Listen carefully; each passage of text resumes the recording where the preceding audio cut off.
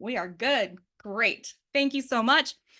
Welcome to today's webinar on how to accept your body and overcome self-criticism. So I am Mary England, and I'm the founder of Uncustomary, and I'm the leader of the Merriment Makers, which is a community that's dedicated to self-love and personal growth. And I'm really excited to have you guys here today. So just a little bit about me. If you're new, I'd love to know if you're new. Let me know if you're new in the chat. If this is your first introduction to me officially, that would be so cool. I have 2 degrees in psychology. I'm a published author. I've spoken internationally on topics like self-love and mental health and personal development and inner child. New, hello, welcome, Claire. And for the past 8 years, I have run a membership group called the Merriment Makers, and we focus on embracing joy, overcoming self-doubt, being an inner child, and just being our best weird selves, honestly. First intro, you're excited. Oh, okay, so good. Wonderful, wonderful, wonderful. Okay, so before we dive in, I love to keep the chat engaged because I know it's so easy to get, distracted and focused on something else and think that we're focused on something else too. But also, I want to know you guys too. I want to help. Actually, I do actually want to help. So, um, I think it's good to be involved. And there's so much helpful psychological reinforcement for participating in whatever it is that we do. So, let me know where you're coming from today. Where are you tuning in from? Where are you from? I'm in Baltimore, Maryland, in the United States. Does anybody want to share where they're from? I'd love to know. Chicago, love Chicago, love Chicago. Um, and keep on sharing as I go through our agenda for today. New York, what part? And today, what we're going to do is we're going to explore how to accept your body and overcome your feeling of self-criticism, which we all have. And this is something that so many of us struggle with, some more than others. Long Island, you got the accent. And it can really affect our daily lives and over well-being. Just in general, some of it obviously more affects us than others and some parts of it too.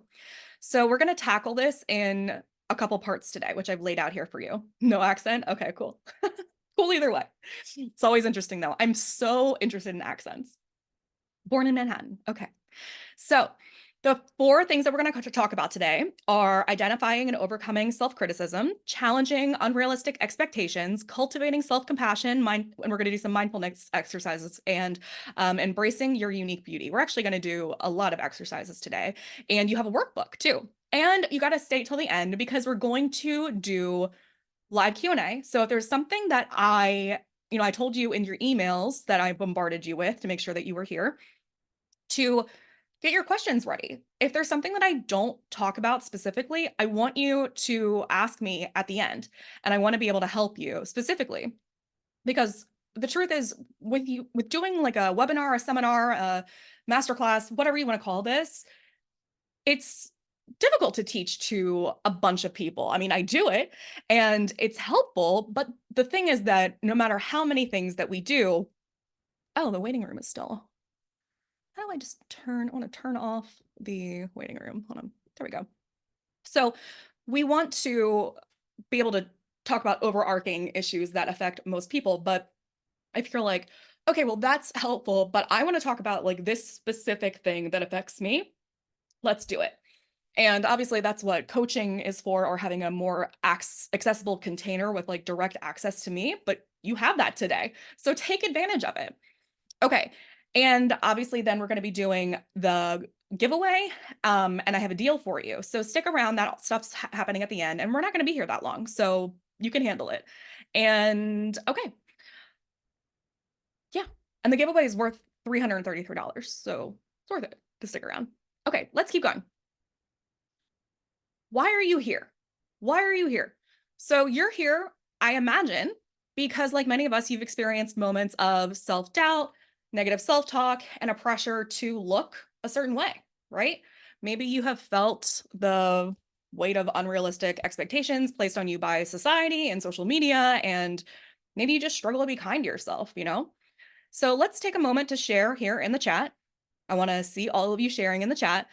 Um, what's something that you want to take away from this today? What's your goal? What is something that you want to learn? What's something that you feel that you're wanting to maybe feel better about? What's something that you are struggling with that you want to feel better about? And tell us in the chat what you want to take away from today, or what you're maybe you don't even know exactly what you want to take from, but you're knowing that this is the thing that you're having a problem with. And a lot of us, like I put in the slideshow here, we struggle with self-doubt and negative self-talk and societal pressure. And a lot of that comes from having things that are different, like mental illness and chronic illness and body pain. So Heather says, eradicate feeling bad about my physical look and good things that I can say to replace those words. We are going to actively do that today. Haley says she's not sure exactly, connecting to more femininity and looking at body dysmorphia. Okay, great. These are great answers. I love it. Greater self-acceptance about your body. Well, the title here says it all in there. I love it. Okay. This is a little photo shoot that I did a couple years ago where I just told everybody that wanted to come to do a body positive photo shoot. And I just gave everybody flowers and we all just danced around. Everybody got some individual photos and this was the group shot. And I think it's so cute. Okay, so while I'm here, I want to tell you that before we get into all of these 4 topics that I promised you,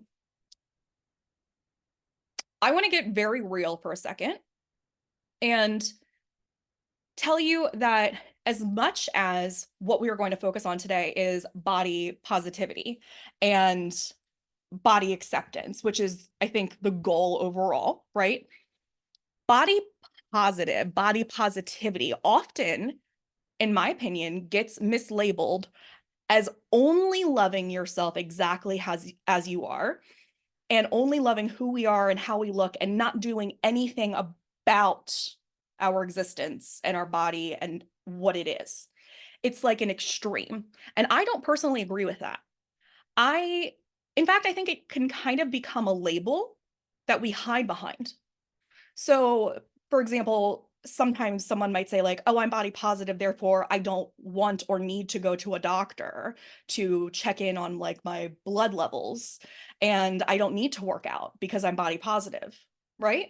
So I don't really believe in that. I honestly, truthfully, there's been a part of my journey where that was a thing that I was kind of under. And I think it's kind of like when we're so negative and jaded that we finally find out that there's something called a gratitude journal, and we're like, oh my God, I'm just gonna turn this around on everything. I'm gonna put this gratitude band-aid on everything, and it just becomes kind of like a toxic positivity thing, right? Where you can just like positivity away any negative feeling. Is this resonating with anybody so far? Do you kind of feel like where I'm at? So what I'm trying to say is that there is an extreme that we can do with everything, right? Okay. So I think that there's nuance to all of life, okay? And I believe that bullshit lies in the lack of addressing the nuance. And I'm not here to bullshit you. I believe that if we are body positive with a blindfold on, that what we're doing is just being avoidant, okay? And if you love your body truly, you look at it. You know what hurts. You know what feels good, and you can move it and you can address it. And what doesn't feel good, if there's something you actually don't like, you change it. Because the human body, including the mind, is deeply malleable. Okay? We are not stuck with anything. We are not stuck with our schedule or our skin. Like, we're in an age where we can literally do anything, right? It's crazy. There are options for absolutely everything. And whether it's slight or extreme, we can work out, we can get creams and tattoos and surgeries and scales, I'm sure. It doesn't matter. But if you want to address something, you absolutely can. And I'm not here to tell you that one way is better or not. But what I am here to tell you is that the first step in body acceptance is non-avoidance, aka awareness. So think about like having like pretty bad finances, right? Have you ever just like been so bad with money that you just won't look at your bank account because you're like, maybe it'll go away, right? So that's kind of where we can be at with money. Like, have you ever not wanted to look in the mirror when you get in the shower because you're so avoidant? That's what we're looking at. Like, what we want to do is become more comfortable with our own bodies. So we're not avoiding it, we're becoming aware, we're becoming comfortable. We can never get to acceptance if we don't just like pull back the curtain, right? So I had a friend recently ask me about the fact that I have been actively trying to lose weight in the past year and a half. And they were like, well, that seems a little confusing almost because you're one of the most body positive people that I know. And can you kind of speak to that in terms of, you know, how this plays in? And here's the truth. Like, I absolutely want to be thinner, right? This body currently is not my natural state. I I gained weight as a result of side effects from medicine that I chose to take for mental health reasons. And I decided that my appearance was not as important as my mental health state. And I have become, over many years, deeply emotionally and mentally comfortable being fat and overweight. Okay. I don't think that fat is a bad word. I think it's a descriptor. And I have been exposed to everything an adult woman can experience as an obese woman, whether it's dating or sex or flying on a plane. But that doesn't mean that I can't want to be thinner, and I do. And most of the reasons that I have for that are comfort reasons. They're health reasons. They're because I love living life. I want to be here longer. And some of them are vanity reasons. I'm not insane. Like, of course, there are some vanity reasons. Yes. Some are for movement reasons, some are for clothing reasons. But I think you kind of also need to love yourself where you are before you move towards something else. When you make a change out of hate or spite or shame, it doesn't tend to stick. When you do it out of like love or curiosity, it's more likely to. So I just wanted to start all of this off with a slide that doesn't exist and explain to you that body positivity does not mean that we will not look at ourselves. It must mean that. And if there's something that you want to change about yourself, you must, but only because you fucking want to. Okay. And we're going to get more into that. And in fact, your journaling entries that I gave you in your workbook is like a second masterclass if you walk through it. If I have time today, I'm going to walk through it with you. But if you walk through that on your own, that will set you up to do some incredibly deep coaching, like I'm there with you. So, okay. If you have any questions from that, write them down and we'll get to them in the Q&A. But yeah, wow, that was deep. Great.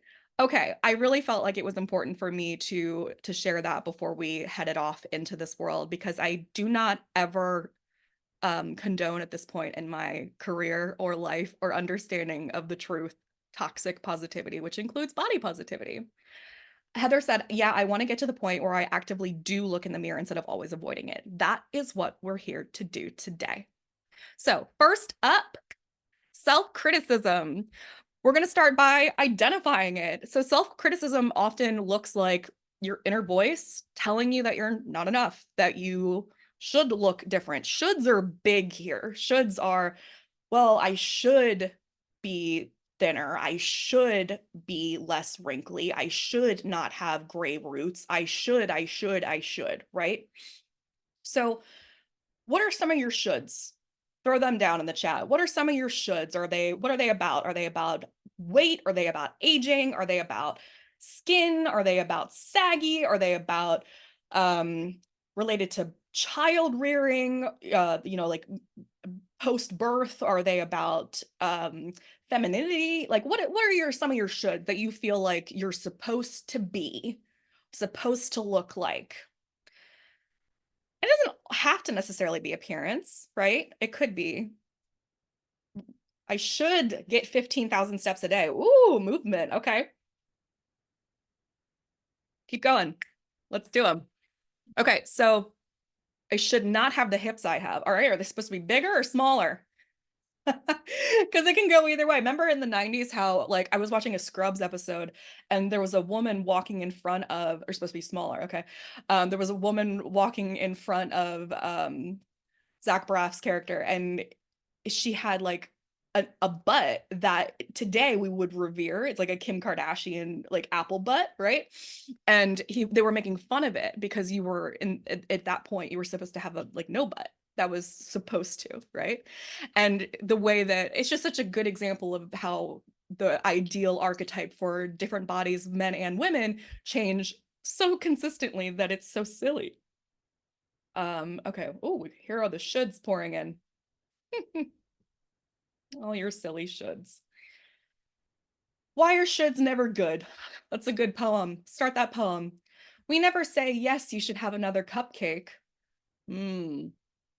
I do, actually. Should is could with shame attached. Yes.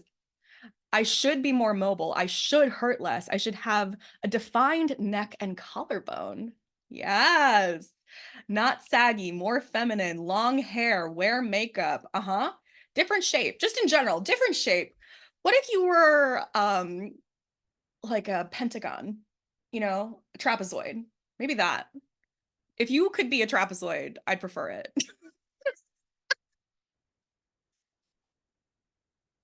A rhombus, a rhombus, not a bump above and below panties. Okay. Yeah. All of these things, all of these things, all of these things. Yes. Okay. All right. Keep those shoulds in mind and then get rid of them. But I'm just saying, like, keep them as part of like your understanding of what your shoulds are, and realize that what you're typing in right now is so short on the list because your subconscious is deeply aware of your shoulds. Your shoulds actually extend, not, I mean, even just your appearance list is incredible. Think about if, does anybody here wear makeup? Actually wear makeup? I mean, it seems like somebody was saying like to wear makeup. Okay, two people aren't wearing makeup. That's actually really cool. Not that it's not cool to wear makeup. I wear makeup. Okay, so if you do wear makeup, then just by wearing makeup, it's very likely that when you're applying it, you are shooting all over your face, right? Putting on concealer, what are you putting the concealer on top of? There's a should verbiage in that, right? If you're putting on concealer over a red spot, that is implying I should not be showcasing this. Putting over concealer over a pimple, I should not let other people see this pimple, or I should not have this pimple. Putting it over a dark spot, same thing, right? Putting on lipstick is I should have brighter lips, right? Sometimes makeup and clothing is exclusively used for creative expression. And sometimes it is used to minimize what we consider to be flaws. So it's just our understanding of shoulds is actually so integrated into our subconscious and our society that it's really difficult to, in 1 minute right now, be able to extract all of them. Because if you really start thinking about all of the shoulds throughout your day, you'll be like, oh God, okay. I'm thinking like this is so many things. This is so many things that I have decided to do that I don't even remember making the decision to do. So these thoughts are pervasive, these thoughts are intrusive, these thoughts are common. These things that we say that we're not enough, that we should look different, that we should look more like someone else. And where are these coming from? Media, commercials, social media, uh, I don't know, magazines in our youth. I'm not sure. All of the places. And then those people receive those messages from other people, and it's just down and down and down the line we go. So negative self-talk and the perpetuation of these shoulds and the participation in these activities can continue to reinstigate the ideas that we like unless we stop in the tracks and say, I'm not going to do this anymore, you won't really be exposed to the kinds of ideas of what it feels like to not participate in that thing.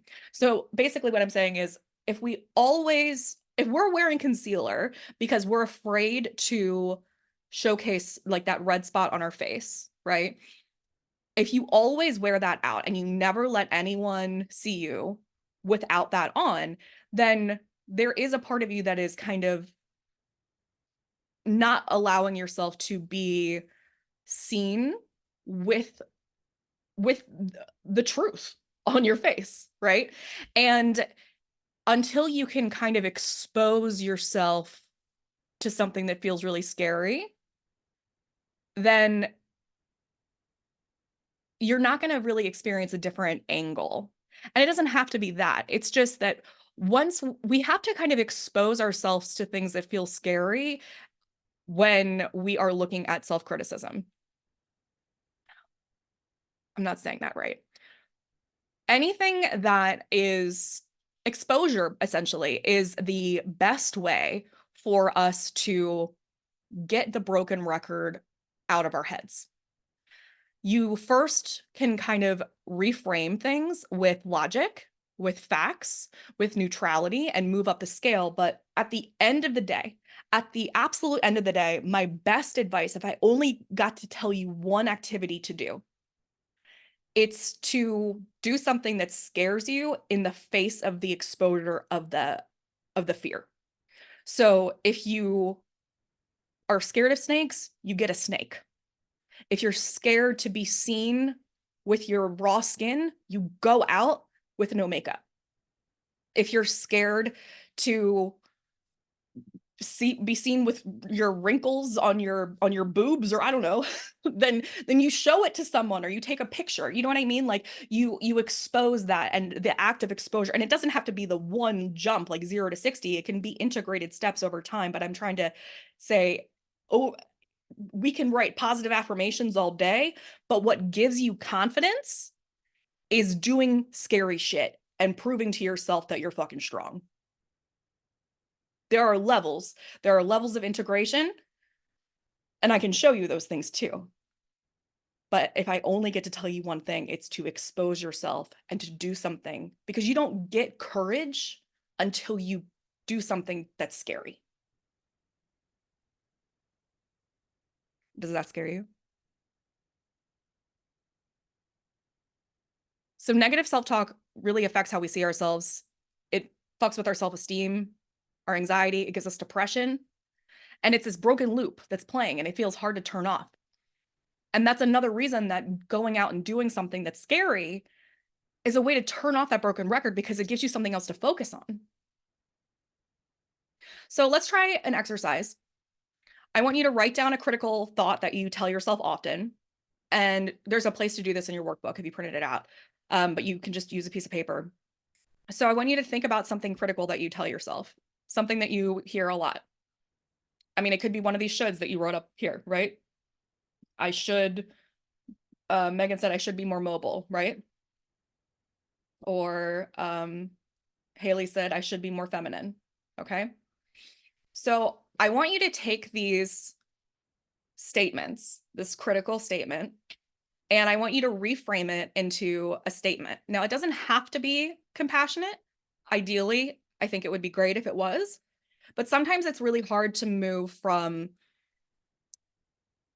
hate to love, right? You have to imagine going through your relationship with your body like it's an actual relationship. You wouldn't just go on a blind date with somebody and then get married to them if you're relatively sane, right? So you go through levels of courtship. So it's like dating, dating them, you like them, you feel infatuated with them, you fall in love with them, you move in with them, you know what I mean? Like there's different levels of stuff. And that's if you're starting from a feeling of betrayal and hostility, then I mean, I'm not asking you to jump in bed with them. That feels toxic, doesn't it? So I don't need this to be a compassionate statement. It doesn't have to be. It can be just factual. because a lot of the times the critical thoughts that we're telling ourselves are blown out of proportion and they're like a CNN headline or something. It's just gotcha journalism in your head. So what I need you to do is write it like a real independent journalist with real facts, or a politician that's not trying to get in trouble. And instead of saying, I hate my body, I want you to write it maybe from like another person's perspective and say, my body is a good body. My body is a very decent body. My body does a very fair job, right? So we don't have to turn it into a fluff piece. You can, does that make sense? You can kind of just like shift the tone. And instead of writing a love letter, you can say, my body is very fair. You're like doing a press conference. You're like, technically, my body is alive. My body, or if you're doing what was one of these up here? Your shoulds. I should be more mobile. Technically, I am mobile this many days a week. And per based on the population, this is in accordance with you can get scientific with it. I don't know. Let me see some of them. How are you doing? Does anybody need help? It's kind of funny to do if you do it like a reporter. And it also adds levity to it. I think it's really important when we're in a place of angst to add absurdity and levity. Does anybody have one they want to share?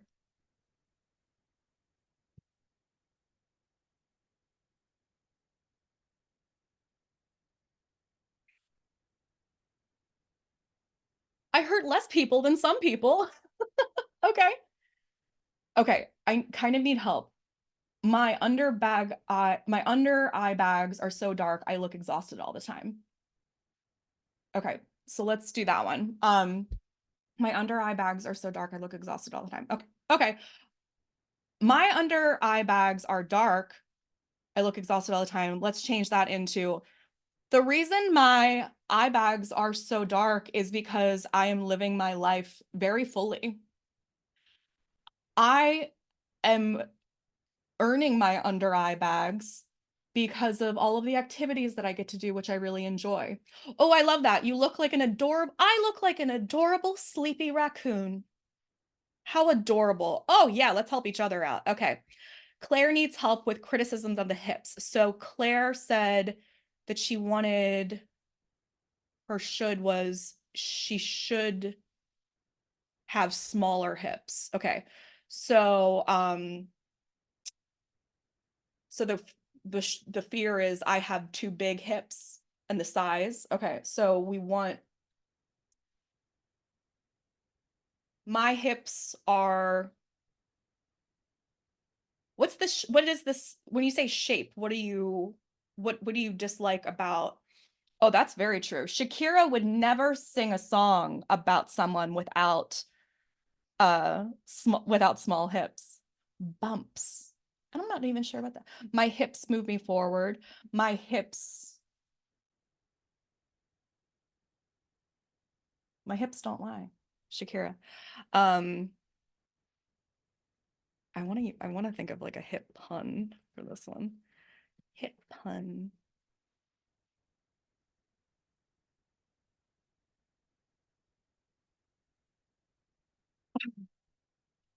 My hip hip hooray.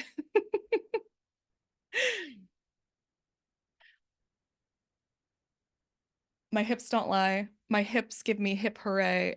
Um, my hips, I'm taking back the word hipster. I,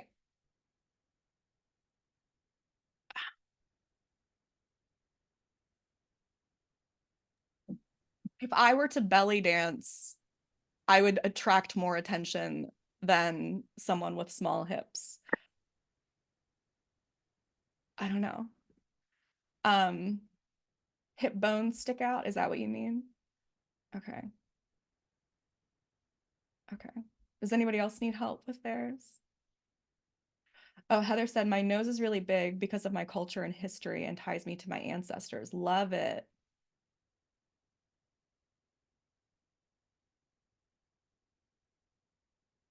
In hockey, someone with bigger hips can check better. Yeah. Padding. Okay. So, yeah, big hip. When a girl walk in with an itty bitty waist and a round thing in your face, you get sprung. I mean, I don't know. I can't think of a song about a person with small hips. Like, I think I'm thinking of so many songs about a woman with big hips. It's like,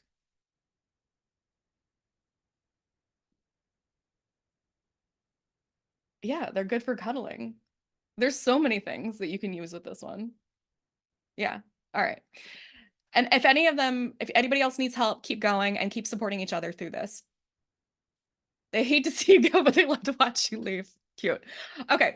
So this is an example of just cognitive reframing. That's technically what this would be called in psychology. And it's just a way to, like I said, move up the scale of oh God, we're already at 12:40. My goodness. Okay. All right, so let's get into strategies. So, like I said, we want to be aware and we want to acknowledge the fear. So that's one of the most effective strategies. Until you know how, like, what you're afraid of and what you're avoiding, everything else that you do will just be putting up decorations in a moldy spiderwebbed basement. It's nice, but it's not ideal. So you need to ask yourself what you're avoiding. And yeah. And the journaling prompts that I give you in the workbook are really going to help you walk you through that. So additional strategies that you can use that you can write down here if you want are, besides just general awareness and acknowledging the fear and reframing negative thoughts, like we just did, you can also try reframing negative thoughts into questions. So being curious about it instead of saying like, well, I have really big hips and that's bad. You can say, well, why is it bad to have big hips? Or why is it good to have big hips? And by doing that, you can actually start getting into that state. And in fact, you can literally just Google that question. So you could do it with any of those things. So you could Google the positive benefits of having a larger nose. And I would bet you all money that there are some physiological benefits to doing that, to having a larger nose. And you can do that with all of the things that you guys were just wondering about, all of the shoulds in your head. Okay. And then another thing that you can do for a strategy for self-criticism is to keep a compliment journal. So everything that people just shared in the chat, you can write down, and you could start a compliment journal, things that are reframed, or anytime that you get a positive comment on social media or someone says something to you in person, you can say, oh, can you say that again? Or you can screenshot it, or you can look back through birthday cards or any accolades or awards or anything, and you write it all down, or you copy and paste it into a Google Drive or whatever, and you just keep it all together. Keep it all together. It's a compliment journal or whatever you want to call it, compliment box, compliment scrapbook. Do it whatever you want to do. It's a wonderful idea. Yes, it is, Haley. And also keeping a body gratitude journal. And this is like every day you would just write down at least one thing that you're grateful that your body can do. So again, we're not jumping into bed with your body if you're having a negative experience with it, but you can start thinking about it very logically. And we're going to do this together in a little bit, but what's one thing that your body is doing for you? Well, I'll show you in a little bit. What's a positive, logical thing that your body can do? Okay, um, let's look at some other challenges that you can do this week. And you can write these down if you want to take them home with you. So or you can screenshot it. Make a list of what you're afraid to look at, deal with it, or have other people see on your body. Like, what are you afraid to deal with? What are you afraid to look at on your body? What are you afraid for other people to see on your body? And that'll help you. Like I said, the journaling is going to help you walk through that. What is the worst case scenario if your fear happened? Like, if you're scared to look at your butt, what's the worst case scenario if you actually do this? I think playing out the worst case scenario is an extremely helpful plan, because when we have these uncertain ideas in our head, That's what eats at us. The uncertainty of the is what really leads to the anxiety. People who have plans and people who have plans have confidence. People who are confident don't have anxiety. Okay? When you just have this like looming worst case scenario, but you're not willing to look at it, that's another case of avoidance. And like I said, if there's something you want to change it. Make a plan to do it. Let's go. All right. What's next? Did that. Breaking free from societal pressures. All right. So, unrealistic expectations, society has them on all of us. Doesn't matter if we're what we are, there's a trope for all of us, okay? Expectations. And we are bombarded with images and messages and whatever the ideal body is in this month. And it makes it hard to feel good about who we are. And honestly, I feel like it's kind of like fashion fads too, you know? I get excited like whenever 90s and early 2000s stuff surfaces because I just grab that stuff and I keep it. But I just wear it whether it's in fashion or not. And your body doesn't need to be in fashion for it to be valued. It doesn't need to be in fashion for it to be worthy. It doesn't need it to be in fashion for you to love it or your partner to love it. I'm going to wear butterfly clips, whether they're on TikTok and relevant or the current young kids say they're cool or they're in Target or not. They're in my stuff. You know what I mean?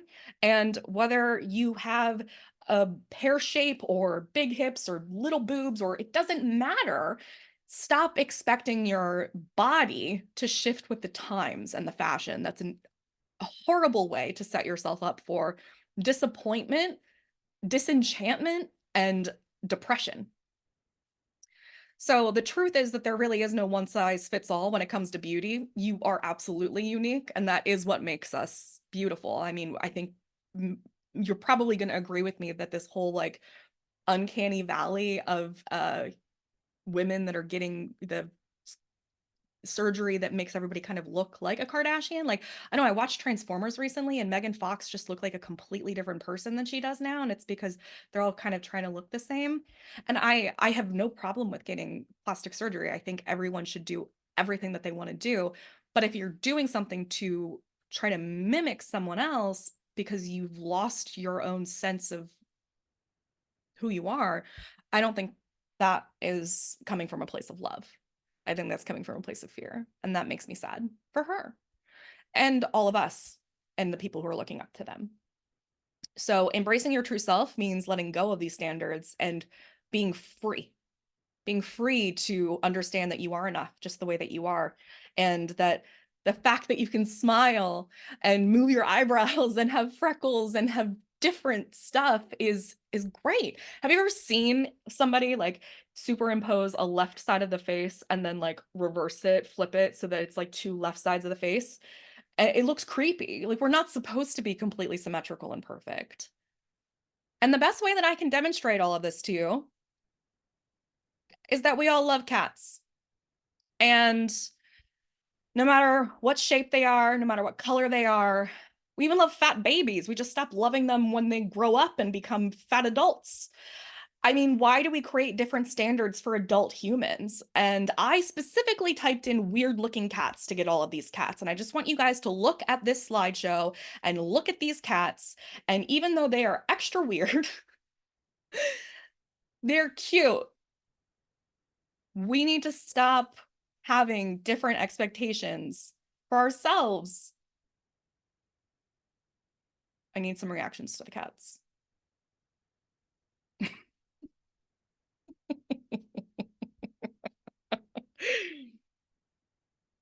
Okay, so let's talk strategies for this part. Different does not negate cute by any means.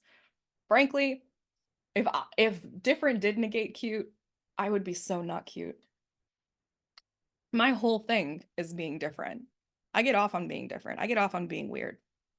And I bet that if you are here, you are a fucking weirdo. Okay, so what we're gonna do now is not have that thing keep coming up and identify Oh, what's the activity? Why did it take away the thing? All right, whatever. The exercise now is to write down things that you like about your body that have nothing to do with appearance. Okay, so let's think about kind of this is kind of like the body gratitude activity. Okay, yeah, gratitude, body gratitude. Why does it sound backwards?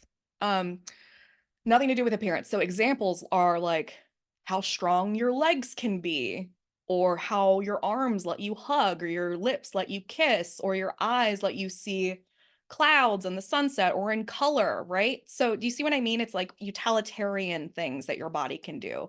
Your heart is pumping, your eyes are seeing, those kinds of things. So I want you to use your workbook or a piece of paper or the chat to write down 3 things that your body does that aren't about aesthetics. Go! And then share them in the chat. I want to see them. I want to see them. And I'll put it back on the cats while we do that because it's cute.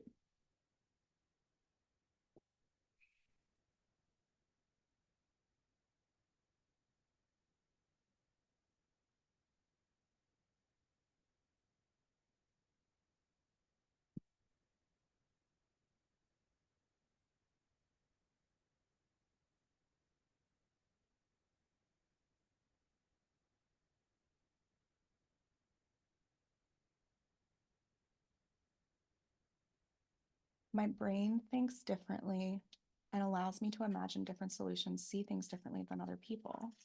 It was hard to come up with something that related to appearance. I think that's great. I think you did it pretty fast. Being tall lets me helps me reach things for old ladies at the grocery store. Love it. My brain is smart and useful. My ears hear all of my favorite music. I love feeling the grass and wind on my skin. You guys are nailing it. Oh my God. Oh, I love it. Oh my goodness. Oh, you just nailed it. Now, let me ask you while we're still in this mode, how does that feel? How do you feel right now? Do you feel any sort of like reverence or connection? Wonderful. Yeah. Rewarding, satisfying. Yeah. How lovely. How lovely. Mm. All right. I got to leave the cats. I'm sorry. Oh, here's the strategies. Okay. So here are some more strategies for that you can take with you if you want to write them down on this section. Okay. I love that I have immense strength to power through most physical activities or keep on track once I get started and move forward. I love that. Look at you with your inertia and momentum and follow through. Love it. Okay, so strategies for societal pressures. So identify what norms are affecting you. So it's easy for us to be like, hey, society's got me down, like fuck the man, right? But we until we know and can say what it is we are rebelling against, it's going to be really hard to tangibly do anything about it. So it probably won't take long, but I want you to, if this is something that you feel like really affected by, then what you kind of need to do is say, society is really affecting me. I feel really affected by societal pressures. Okay, tell me how. Write down how. Make a list how. Because if you get a seat at any table and then someone tells you like, okay, tell me what you want, and you can't tell me what, you have lost that opportunity. And that's just a message for life. So you got to be able to say why and how about anything. You can't just complain. So what norms are affecting you? And then go into like, what do I do about that? How can I rebel against that? How can I take a break from this thing? So a tangible example might be like, okay, so I'm being told that I'm supposed to be like a sex kitten. I'm supposed to have long hair. I'm supposed to be frail. I actually just learned that, like, you know how it's kind of just a thing to take our selfies like up. You know what I mean? Like from our face, the angle. I learned that that is something that is meant to attract men because they like looking down at us. I mean, I guess because to be fair, and biologically men are taller, but it's also there's a reason that a lot of people will like make baby faces like and I'm on a tangent, but uh they like seeing us small, like literally small. And yeah, I think I'm gonna stop doing it. I liked it because it kind of took away my double chin, but holy shit, that's just another level of body acceptance. Yeah, everybody's like brain blown emoji. Whoop, there it is. So yeah, now I think we need to spread eagle with the phone right here and embrace whatever the fuck it looks like. Uh so yeah, so if you're feeling like you need to be whatever it is and you're like, "Oh, maybe I'm supposed to be like what is that thing that's been going around very demure, very mindful, like whatever the fuck." Um we'll know exactly when this was recorded in the archives. Um then that's what you rebel against. You know what I mean? You got to be specific and then look that up. Like, okay, so what am I feel trapped and oppressed by this archetype. Okay, look into that archetype. Do some fucking research is what I'm saying. Yeah. Okay. Conscious media consumption. Um your brain, it matters. It matters what you watch. It matters what you're following on social media.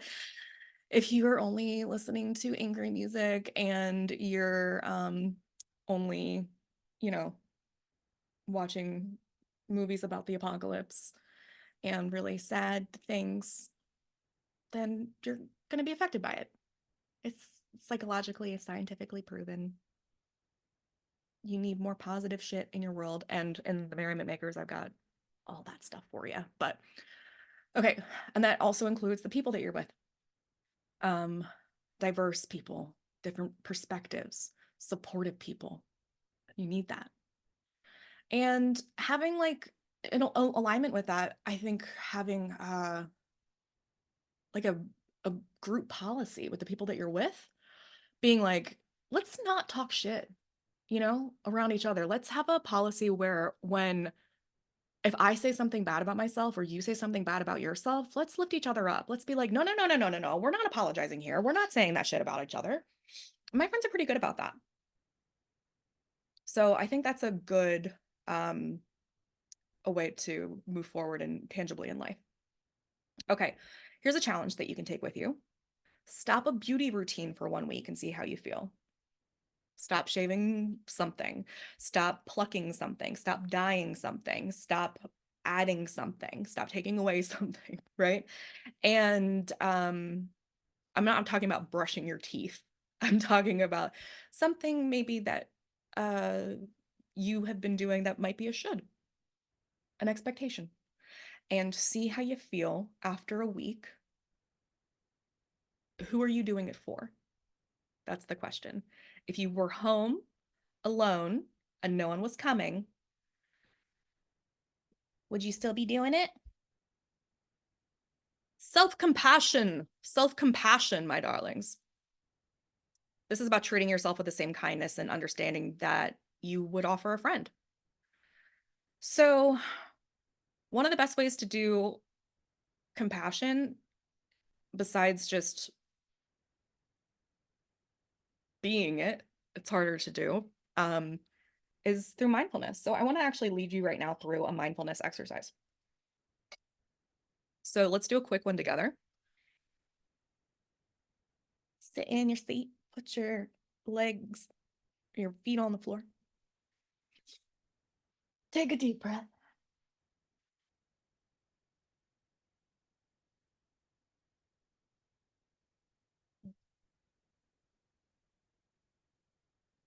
Close your eyes.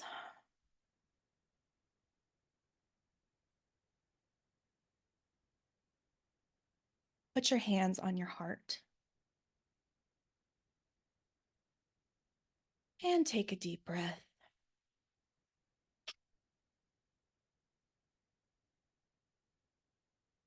And I want you to think about me, Mary. I want you to think about how sometimes I get frustrated. Mary gets frustrated with things, and she isn't always her uncustomary self every minute of every day. Think about how she's not meeting every deadline. Think about how she is completely imperfect.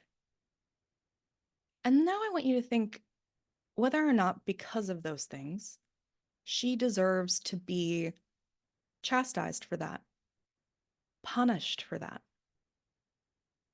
Can you forgive her? Can you forgive her typos, her mental illness, her mental illnesses? Can you forgive when she changes her mind?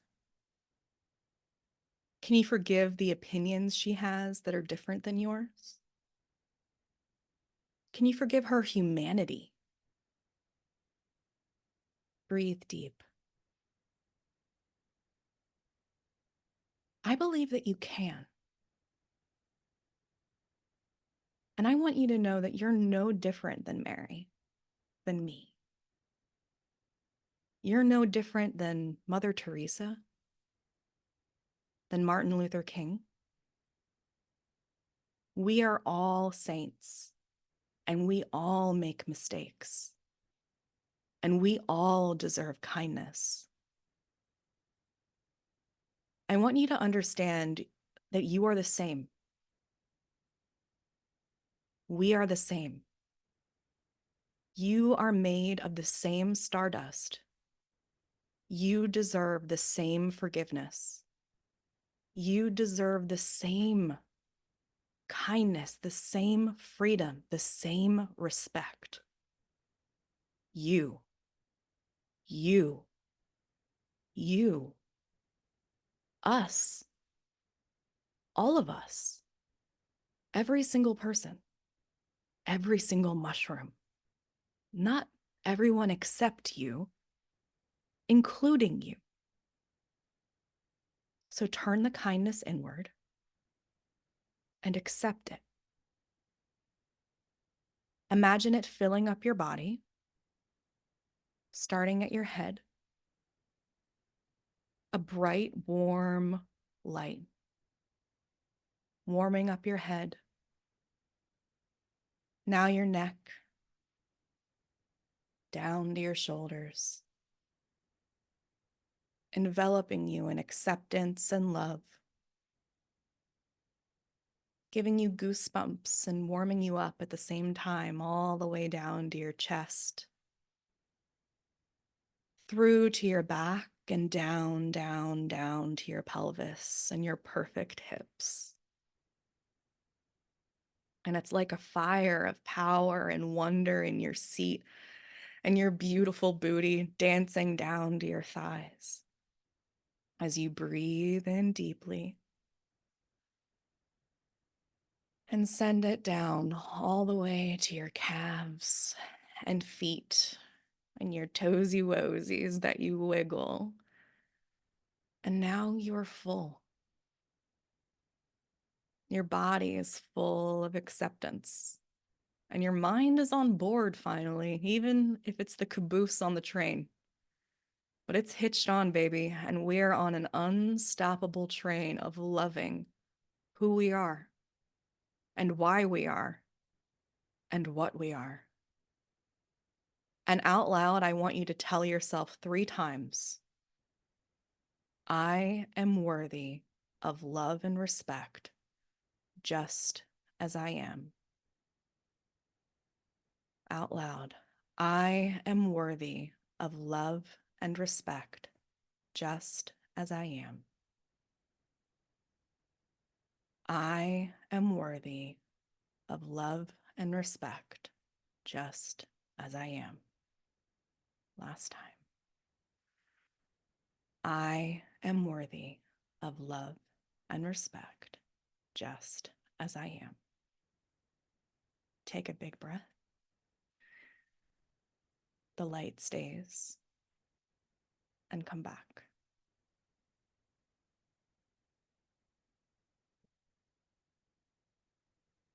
How do you feel?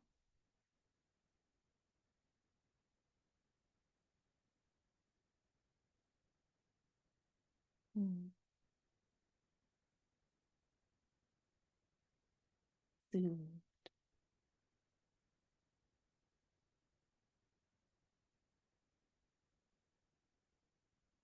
How does it feel to say that you're worthy of love and respect just as you are? Does it feel resistant to feel that as truth? Sometimes it will. I cried and feel so much better about how difficult this has been. Oh, Haley, I'm glad you feel better. I'm sorry it's been difficult.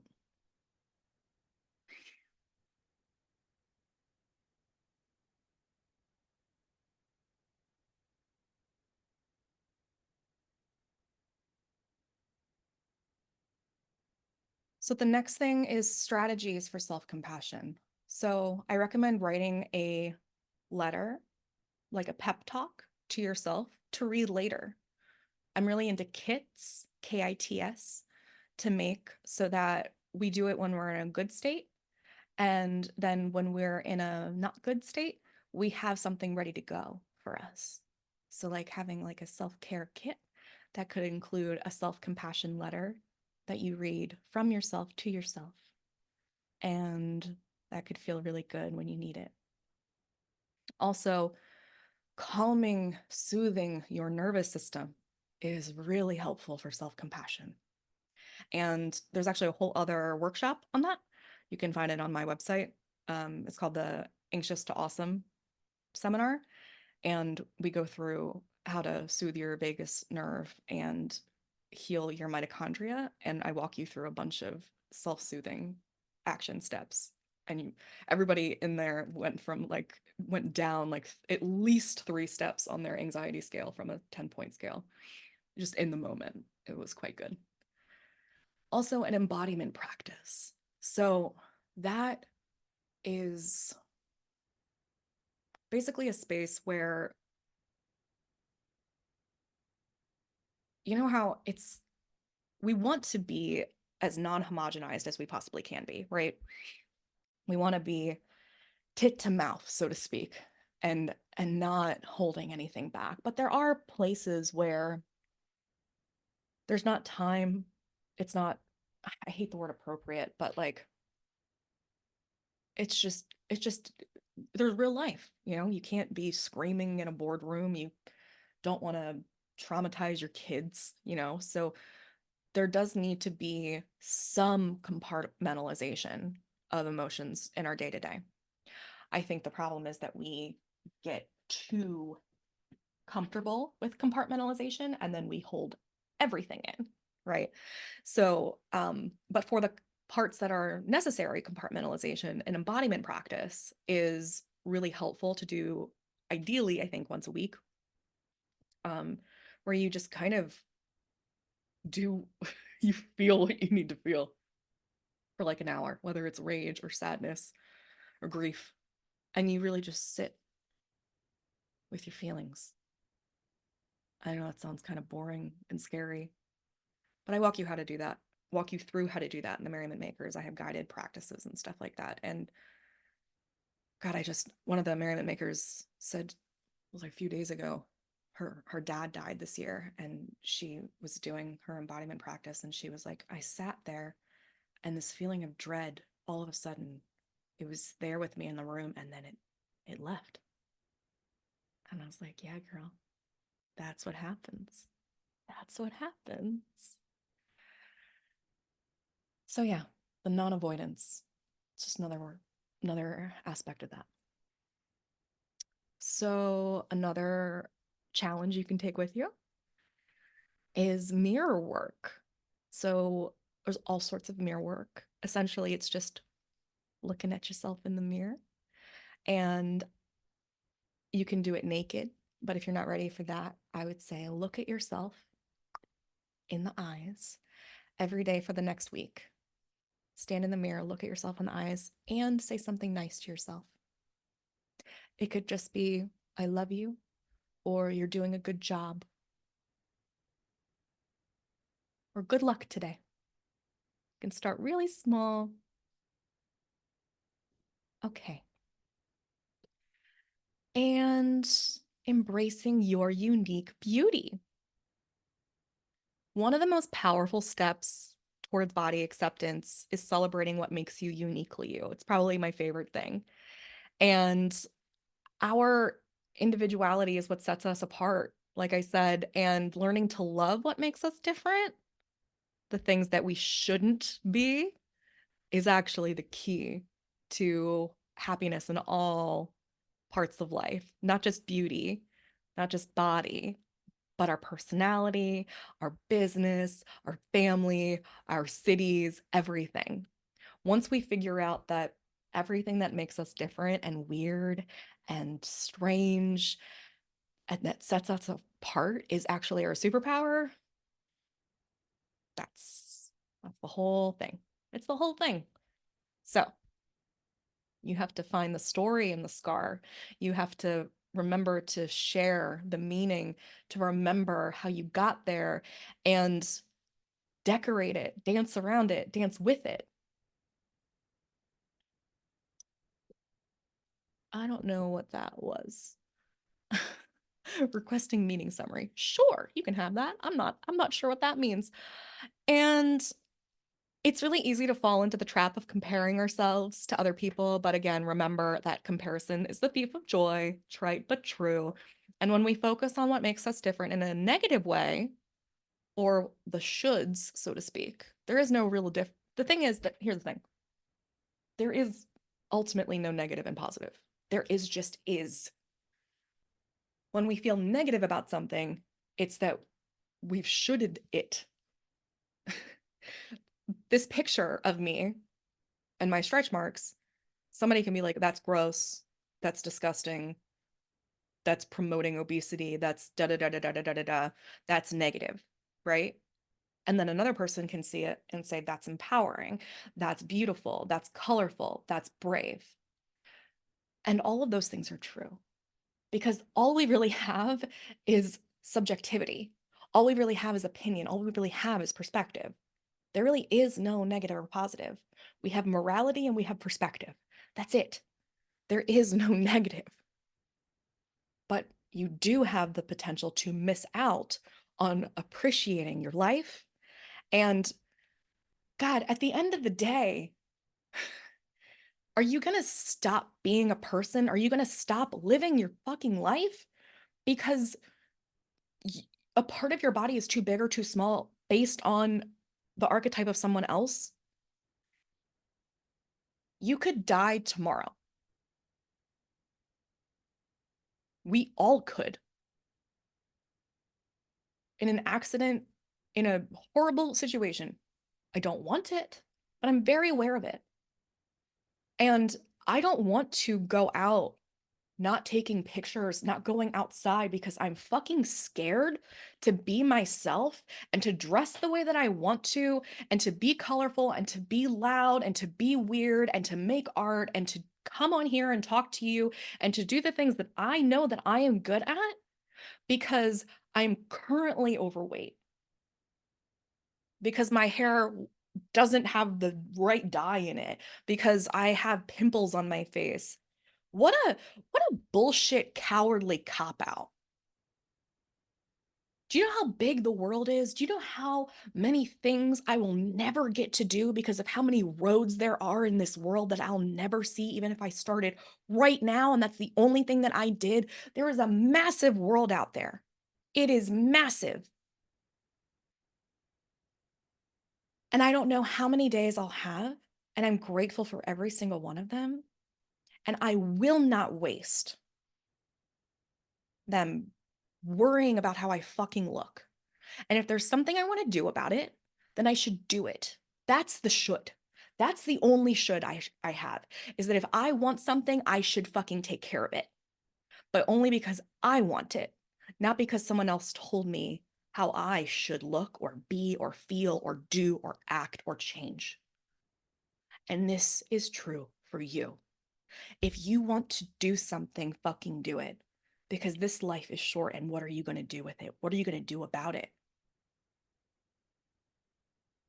There is no good. There is no bad. There's just you.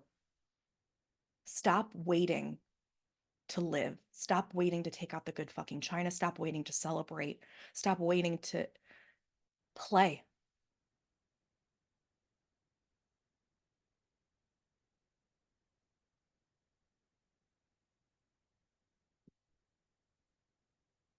All right, now think about something that your body does every day that you're grateful for. So it's a little bit different than the other one. So this is not that it doesn't have to do with aesthetics. It's something that's like very functional, right? So something that your body is running, your body is doing. So your hands create art, your heart beats steady, your body's keeping you alive. And I want you to really think about being grateful for that. When you think about how many times your body has fought off a sickness, how many times you have stayed alive because of your white blood cells, how many times you have healed something running on an autonomic process, how many times you are still here, how many times you have come close to not being here, and you're still here. How fucking cool is that? What a time to be alive. Don't you dare let someone else's fear, someone else's smallness, someone else's idea of what beauty is hold you back from anything. And that's what this is. Our fear about how we look is preventing us from living at the end of the day, right? No more.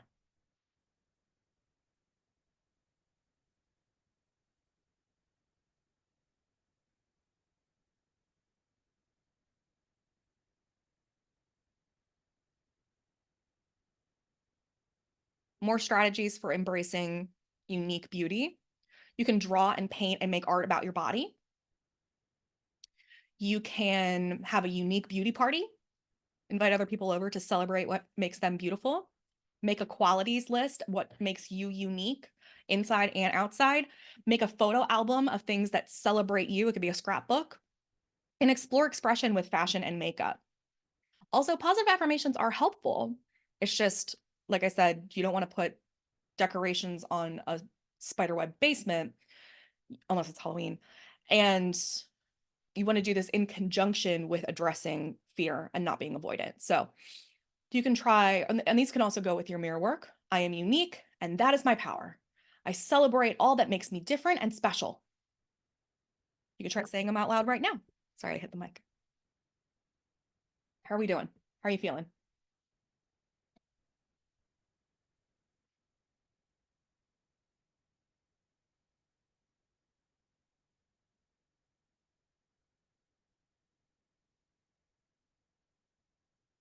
Give me a 1 in the chat if you're still here.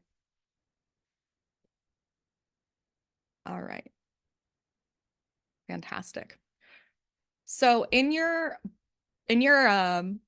journaling, there is a bunch of questions. I'm not going to go through um, all of them with you because I've already run over.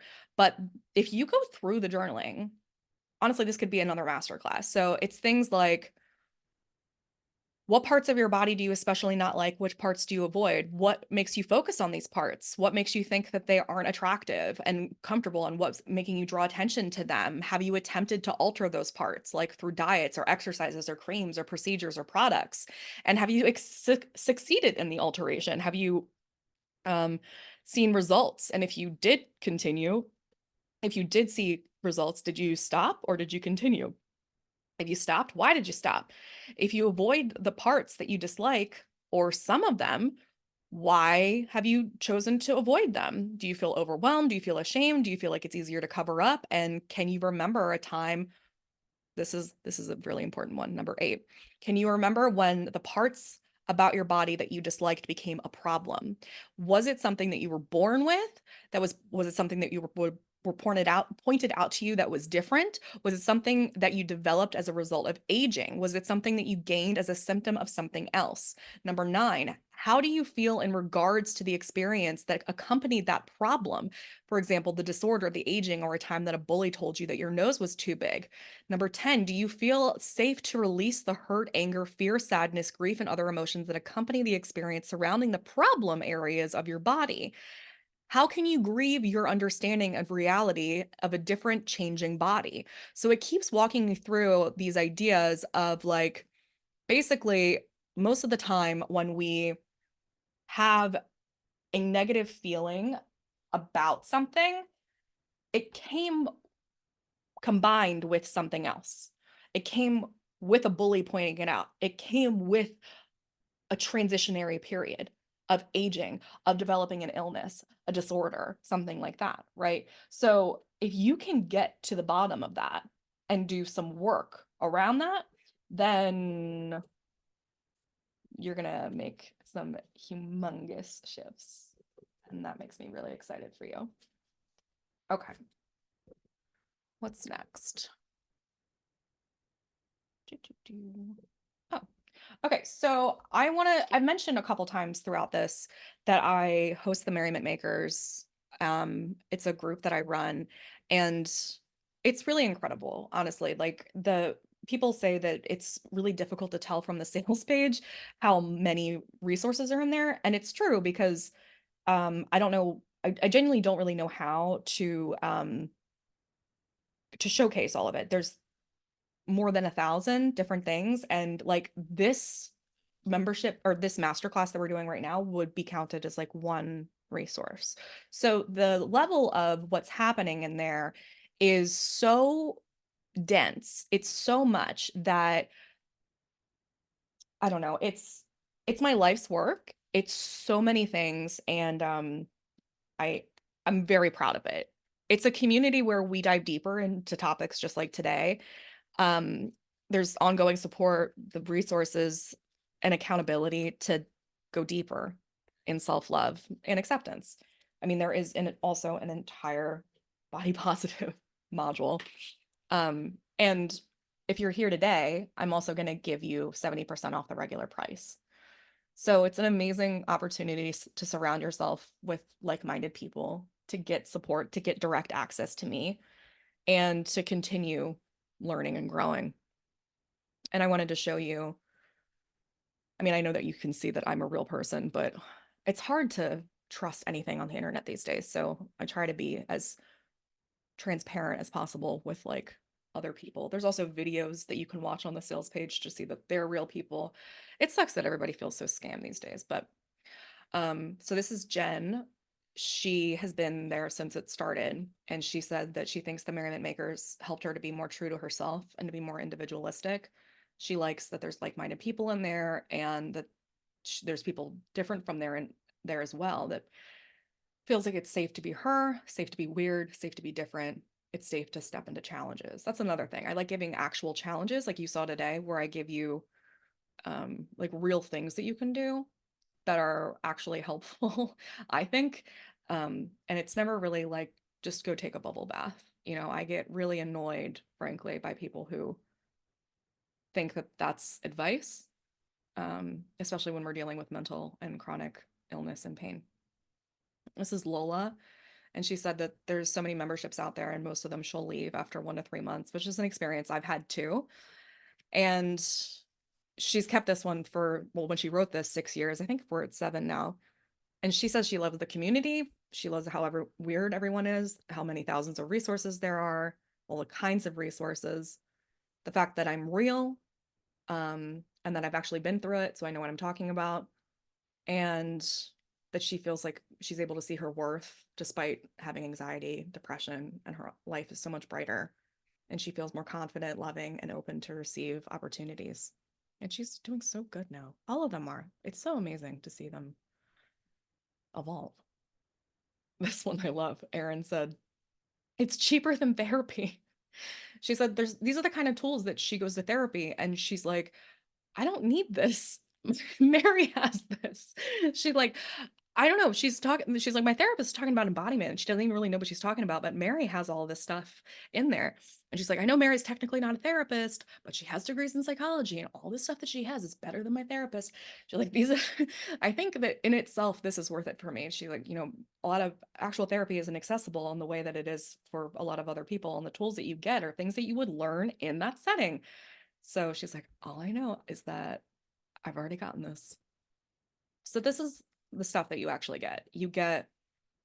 There's 30 completed modules, full modules, and that means that, oh boy, everything has 20 resources at least in each one.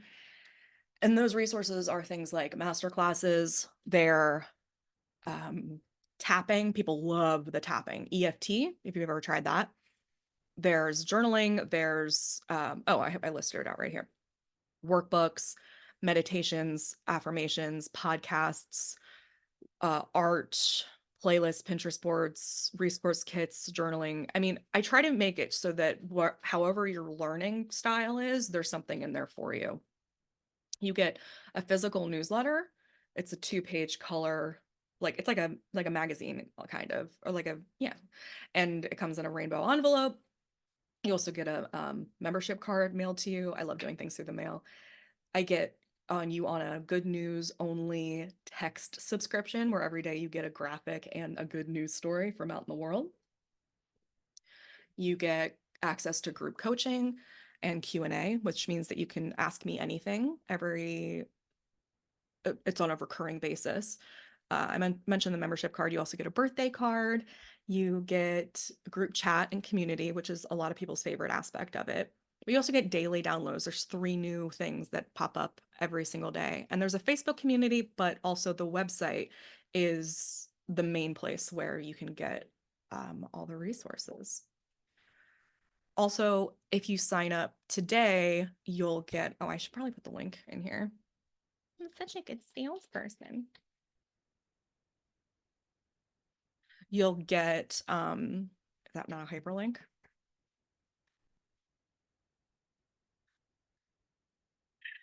Oh boy, there we go. You'll also get $30 off your first month.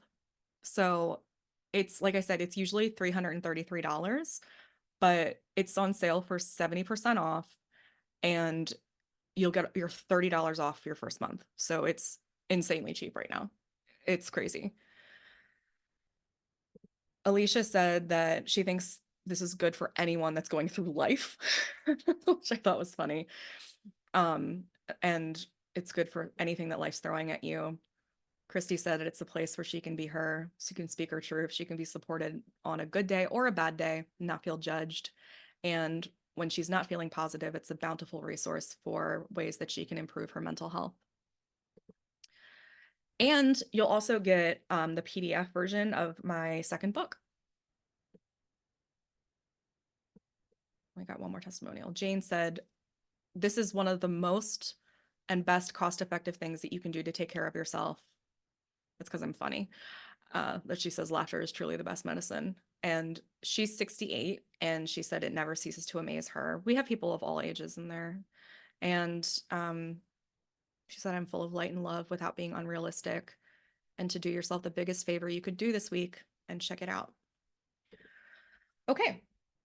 So I know that it probably doesn't make sense to join until you know if you have won the giveaway or not. So I have your names on pieces of paper. And I'm gonna draw your name.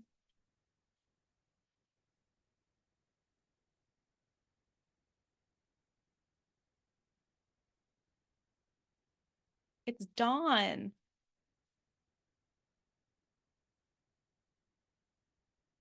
Dawn, you just won. You just won, Dawn. You're welcome. So I send me an email, Dawn. Congrats. And I'll get you set up for a free month. And if anybody else wants to join, please check it out. It is seriously so worth it. And oh, send it here. Okay, send me your email. Oh, I see it. Okay, gotcha. Yeah. All right, let me. Okay, and yeah. Okay, I've given you that. So yeah, so you get 70% off, $30 off your first month, a free $100 book. Also, you get all my Zodiac workshops, which is worth like 1,200. The workbook link is in your email. I sent out like 3 emails today. So check your spam.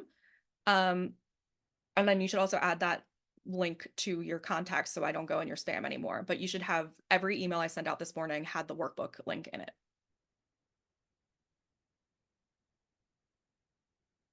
Hmm,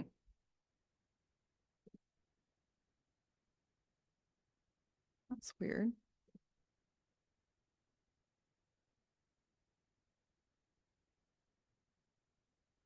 Let me check. You guys didn't get 3 emails this morning? I did. Oh, you got yours. Weird. Some people got one, some people got none, some people got them. I don't understand. Okay, everybody that thinks that they didn't get them, go to your spam and type in, hold on, let me find one of the names of the emails. And just type in the term body acceptance into the search in spam and just see if anything comes up. I'm looking at my CRM right now. Oh shit. It says like 12% for some of them and 33%. What the fuck? Why? Okay. Yeah. All right.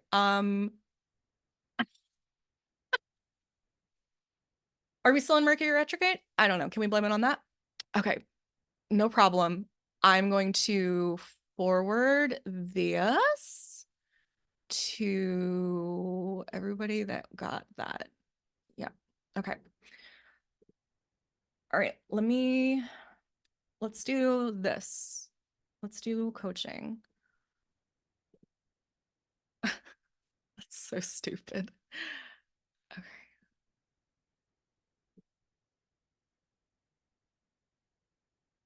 All right. Think about all the questions that you had. I'm sorry for that. That's so stupid. Think about all the questions that you had for me at the beginning, throughout, and anything that you had. And I'm gonna fix this for just a second. And I wonder, can I actually put a file in here? Oh no, what did I just do? Oh boy. Where's my Zoom thing? Okay. File. Oh my God.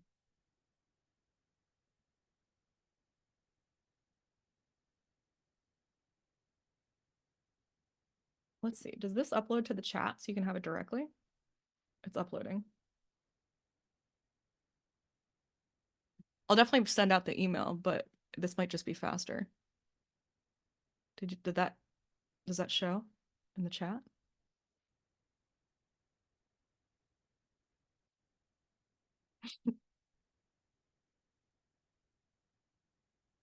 Okay. All right. Cool. All right. So I will fix the workbook automation, send that out, and then I will email Dawn. Okay. And now let's do questions, baby. Let me stop sharing this.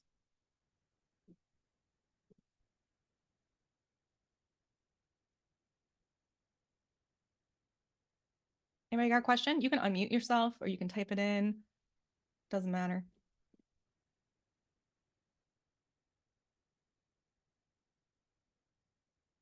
Thank you for telling me.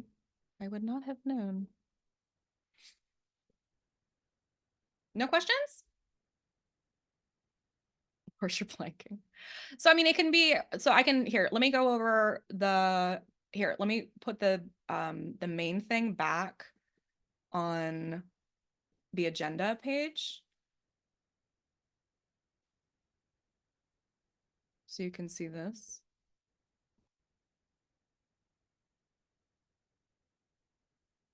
So this is like what we talked about. And then I also talked in the beginning about body positivity not being an extreme, and, you know, how we can change everything, how body positivity gets mislabeled to not being apathetic about our bodies and how we need to not avoid things. But these were like the main things that we talked about, and how you can want to improve and love yourself at the same time. So those were like the topics that we went through, if that jogs your memory. But then you can also just ask me anything about your own personal situation. So like if you are dealing with like scars or sagging, or like your specific shoulds, and or if there's something that we went through that you're not sure how it applies to you, or you're just still trying to wrap your head around one of the strategies or one of the challenges or anything, this is a chance for you to get more guidance on that. A specific worry, a specific should, any sort of feedback, any sort of questions whatsoever. But if nobody has questions, we'll end. But this is just, you know, yes, the recording will be available probably within 48 hours up on, it'll be sent to your email, and you'll be able to, you'll be able to watch it. And I'll put the workbook in there either way.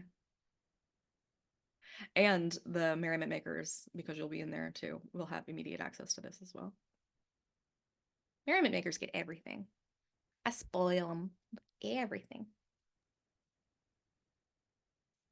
Looks like Haley's trying to unmute their mic. Oh, they should be able to. How do I? Right, it always looks different in here every fucking time I'm in. How do I? Participants, Haley. Oh, there you go. Yep, she did it. Sorry. Good grief, technology. Wow. So my situation, I guess, is so I used to be more overweight, heavy growing up. And I'm 30 to give perspective. My my relationship with my body hasn't always been good because of that, societal expectations and my own perspective. But in 2021, that vastly changed. My mom passed away, a bunch of other life events triggered a bunch of weight loss that I didn't intend or work for at all in the slightest. Mhm. Um, Fast forward to now. So I was 235 pounds at the end of 2020. Today I am 140, and I'm having a hard time relating to it now because I didn't work for it. Mm. And I've noticed that, like, because I didn't lose weight in a healthy way, I have excess skin sagging, so I'm having this weird separation from myself because I didn't put forth that effort to look like this now. Um, which I guess just give everyone perspective. I've never been this small in my life, and it's weird to get used to dressing a whole body different and relating to it different, and realizing that there are people who put so much effort and time and emotional strain into how they look. And knowing that I didn't do that, it's so hard to appreciate any of it, or even talk to people about it, because I understand that pain. I remember what that was like. So I'm having a hard time feeling like me because I didn't work for this. Um, and I just feel like I don't really have the space or community to talk about it because, a thin girl complaining about relating to her body, like no one wants to hear that. Um, because I used to be that person too, like, so judgmental and critical at that point. But it's hard to feel like, um, I don't know, that this No, is still me and that this is okay, even if I didn't really work for it. And even though it's not perfect like everyone thinks it is, it's still saggy and stretch marks and everything. I can make fart noises with one arm in my armpit. Like it's just, I don't know. I hate it, but I like it, and I tend to hate it more than I like it. So it's just jarring to realize that even though I lost all the weight, I still don't like how I look. thank you for being so vulnerable and sharing. First of all, I'm I sorry appreciate I it. took up so much time. You didn't. Don't apologize. That was Thank you. very helpful for you and for us. So, first of all, I'm sorry that your mom died. And I'm sorry that it was so, I mean, not that it wouldn't be, but obviously it was so difficult that it took a very physical and emotional toll on you that, I mean, I imagine that it was just not eating. Yeah. Yeah. Um, I ended up like binge drinking for 3 months Mm. because of I had moved in with the wrong people and No, no had need to to get out explain. of that. Of But course. yeah. So, yeah, I mean, okay, so here's what I'm hearing so far is that you're having the body that minus the sagging skin is closer to the ideal body that you would have wanted a couple years ago. Right. Um, and you aren't really able to feel that you can enjoy this body because there's a lot of guilt that goes along with the experience of being in this body, which is coupled with the sagging skin, which is a reminder of how you got here to this Hmm. body. And that is tangentially also a reminder of the death that you experienced.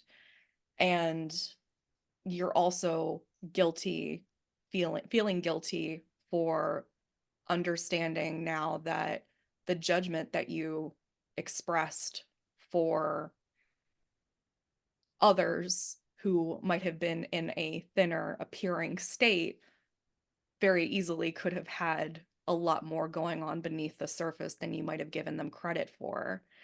Hmm. And that judgment now is much more empathetic in your Yeah. understanding of the truth as you've grown and evolved. So Hmm. there's and then the idea that maybe you can't enjoy this because you didn't lose it in a healthy way is maybe potentially a lingering mm,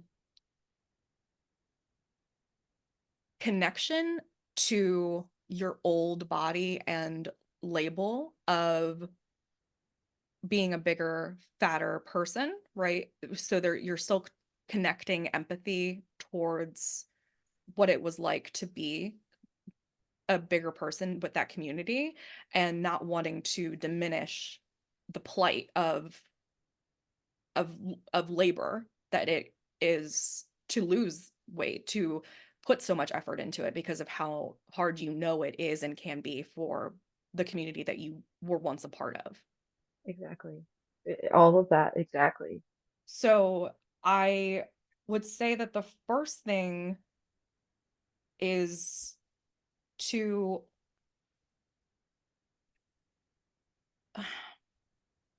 I mean, the first thing literally is forgiveness. It is an enormous amount of forgiveness that needs to occur in for towards yourself. It's to you. Um, there's probably a lot of anger underneath the surface that that's going on with all of these points of the judgment, of how you might have used to be in terms of being judgmental, um and then even maybe potentially anger in terms of wrapped up in grief with your mom, and like this like literal hanging reminder on you that this is like, um you know what I mean, like it's here and you can't, like, I don't know, it's like walking around with a reminder of why this is here and how, and Hmm. it's very, that's extremely difficult. um then but in so I think addressing those two things first, of the guilt of the being judgmental and the grief of your mother, which is like, yeah, just like knock those two things out. Those are extremely difficult points to deal with that might need, I mean, it depends on how you deal with it, who you are, and where you're at um in your headspace already, but those are things Hmm. that need the first, on terms of the to-do list, like that is, I would go there first, and with anger and with grief and with forgiveness, and then I would forgive. I don't know, it's so much forgiving, it's so much Hmm. release of, this is okay. This is okay to be here. And if there's something that you want to like build up towards in terms of like a surgery to remove the skin, I think that that would maybe be helpful um long term. But again, like it's really difficult to do anything, like you can cut the skin off, but that scar is then just going to be the new skin. You know what I mean? Right. Right. So you have There's to that kind of mental get scar still gonna exist. Yeah. it's but because it'll be like from that thing, it's just, Hmm. you have to forgive the thing first. You have to move on from that thing first before you get into the next level of like the physical manifestation of it. So, I mean, you don't have to do anything. Right. But um no, you're right. um so I mean, I think that I don't know, it's there's always residual stuff beneath the surface Hmm. of anything, and we can always peel back an onion until, I don't know. But I think it's very likely that there's just a little bit of anger towards yourself r lying underneath of this, and then Hmm. once you get there, I think it's not about accepting your body, it's about accepting you. This is about accepting where you are now, what you have done, and remember that this, if you want to think about this whole idea of like not working for it, because this is like a theme that kind of threaded throughout all of these other things that are all very important, but it's almost like this is like a book title that I don't think is actually as important, in my opinion, as the other parts. I don't think that you didn't work for it. I think that grief fucking worked. I think that was a workout. I think any way you lose that much weight is a fucking workout, and you suffered to get here. Everyone, I don't think anyone would disagree. And however you want to look at that is fine, but don't let the fact that it happened because of a negative experience be the reason that you, I mean, I don't know, like how is binge drinking and not eating because you're sad because your mom is dying or dead less helpful or less work than taking less food or taking Ozempic? Like, people do whatever the fuck they need to do to get something done, and just because you did it accidentally doesn't mean that it didn't work. And if you're happier in this body, then let yourself be fucking happy. You're right. I'm And not thank yelling at you. you, you know. No, no, you're no, I'm just I'm a crier, that's Oh, all. it's, I just want you to Um, know I'm not. But I thank just, you. like I You said are very earlier, this is validating. one life. And I mean, think about what your mom would want for you too, you know? This is one life, and you know how precious it is better than a lot of other people, I would imagine. So don't let being hung up on the fact that you used to be one way, or that you have this much skin now, or that that you're perceived now potentially as a thin girl complaining, let you stop yourself from feeling happy today. Fuck it. There's always going to be, even if we fix all these things, right? Mhm. Even if we magic wand the skin away, there's always going to be a new thing, right? So Mhm. just breathe and enjoy it. Thank you. You look great. Thank you so much. And I'm sorry for how long Don't that role was, apologize. I don't but care what you're it about to means a say. lot. Don't apologize. You're fine. I love you. Thank you. I love you. Claire said, not sure my prior response went through. Oh, I had a similar experience when losing 40 pounds after open heart surgery without trying to do so. It didn't feel real. Yeah. I mean, it doesn't, yeah, maybe it doesn't feel real. Maybe it feels too good to be true. But who gives a shit? Let's let it be too good to be true. Who cares? Sometimes my life feels too good to be true, and maybe that's because we deserve it. Maybe your mom gave you a gift. Who gives a shit? For real, dude, for real. Yeah. Oh my God, who cares? Oh, Dawn said, can you give my free month pass to Haley? Oh gosh, no, no, no, no, no. I I don't need. Not saying I don't need it, but no, that is your gift, dear. Please accept that. And I'm in therapy and in my own things. My gift will come. Accept your gift, please. Okay. That was very sweet, Dawn. Does anybody else have a question?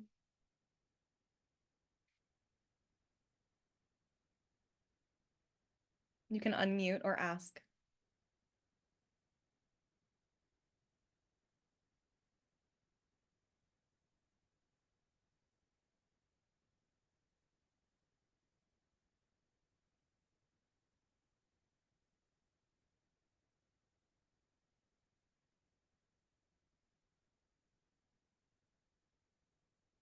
Okay. 5, 4, 3, 2. It has been wonderful to be here with you guys. Thank you for taking your time out on a Saturday. There will be the replay shared and the workbook sent out. And again, if you want to work with me further, there are so many more things just like this on the Merriment Makers, and there is a deal happening right now, so you can check that out. But I also, I'm on Instagram, I'm on Facebook, I'm on YouTube, and you can check out my website and see all those things. And a lot of the services that I offer on in the Merriment Makers, I also offer a la carte. If you want to just get the mail, if you want to just get the texts, you can try that out too.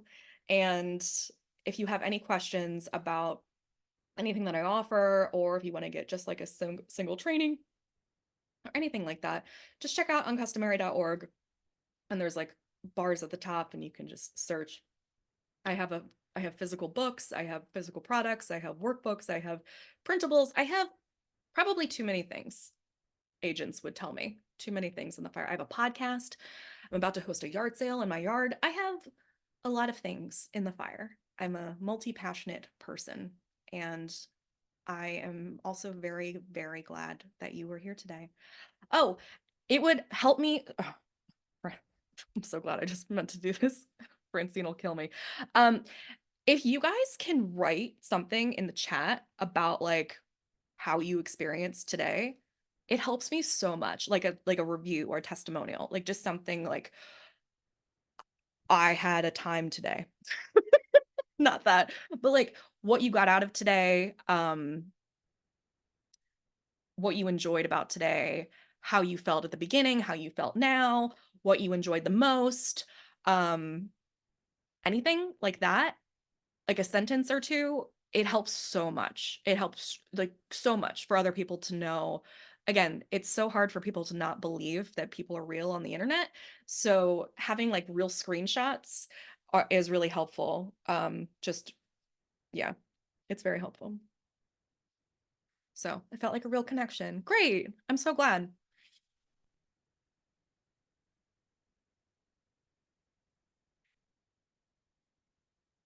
Yeah, I really appreciate if you can do that. Oh, I hope the rain stops. And if any of, no, I think all I asked where all of you were from and nobody was in Maryland, but I am in Baltimore, Maryland. And if you are ever here, I always host events. So I felt like I was a part of a community where we were able to bounce ideas off of each other and help each other grow. It seemed like I met people of my tribe. I wish I could meet all of them in real life. Oh.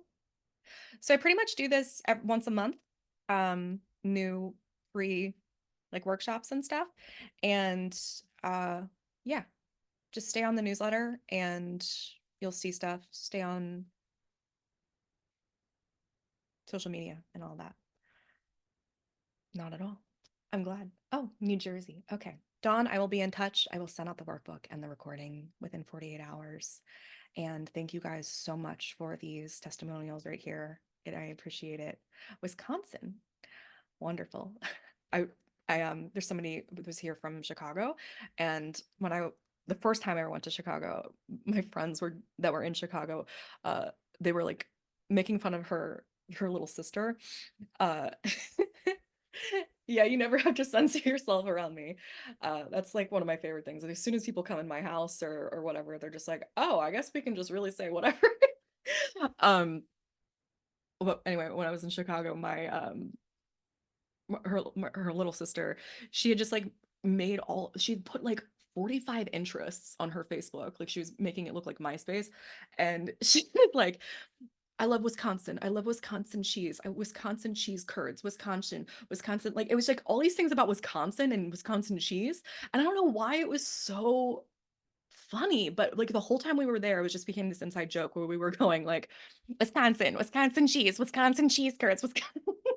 So now every time I hear the word Wisconsin, I'm just like Wisconsin cheese, Wisconsin cheese. Oh, and then there was like one random celebrity in there that was like, oh, I don't remember, but it was so funny. It was just like Wisconsin cheese, Wisconsin cheese curds, Brad Pitt. Like so stupid. All right, you're not trapped here. You can go. I have to like I have to screenshot these and then leave. But thank you so much for your time. Oh, okay. I love you guys. Bye. Be my friend on Instagram.